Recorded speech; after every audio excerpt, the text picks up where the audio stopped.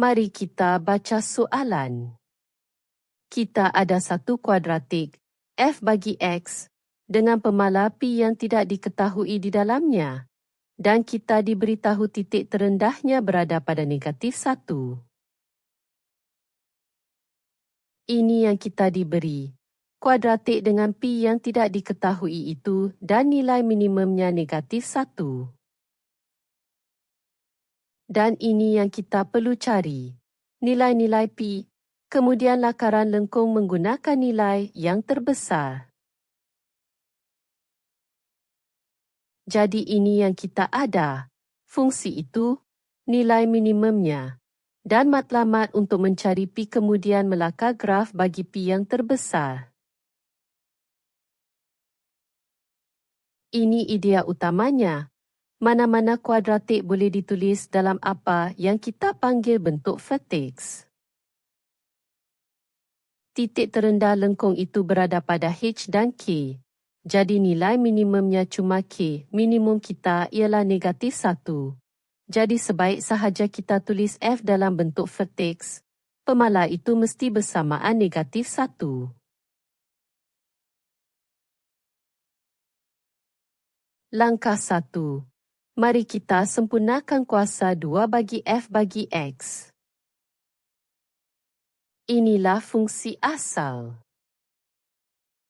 Pertama, keluarkan faktor 3 daripada sebutan ke-10 sahaja. Biarkan pi itu di luar. Sekarang ambil separuh daripada perkali tengah, iaitu separuh daripada pi, iaitu pi per 2. Kemudian kuasa 2kan untuk dapat pi kuasa 2/4. Tambah pi kuasa 2/4 itu di dalam, dan tolak semula supaya tiada apa yang berubah. 3 sebutan pertama kini boleh dilipat menjadi kuasa 2 sempurna. Akhirnya, darabkan 3 itu semula, dan kita sudah dalam bentuk vertex. Bahagian kuasa 2 itu tidak pernah negatif, jadi pemala di hujung itu ialah nilai minimum.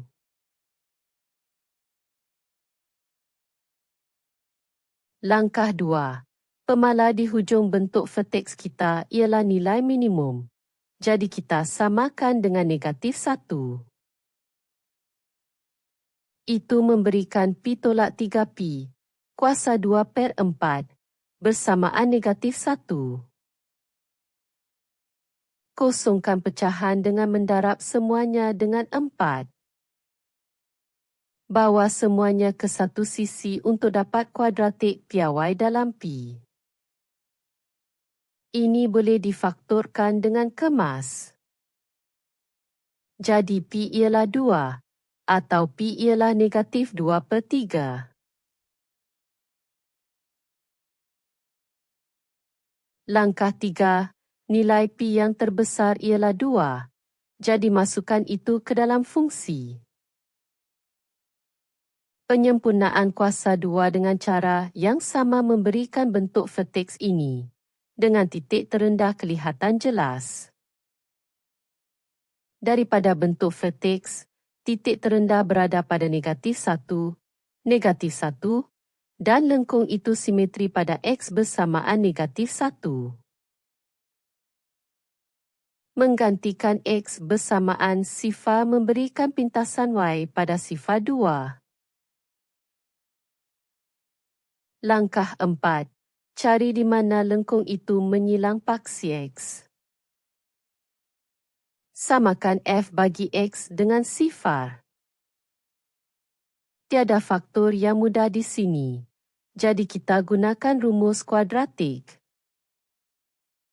Pertama, pembeza layan yang memberitahu kita berapa kali lengkung itu menyilang. Nilainya positif, jadi ada 2 persilangan. Memasukkan nombor-nombor dan mengemaskan, memberikan 2 nilai x ini. Dalam bentuk perpuluhan, itu lebih kurang negatif 0.42 dan negatif 1.58.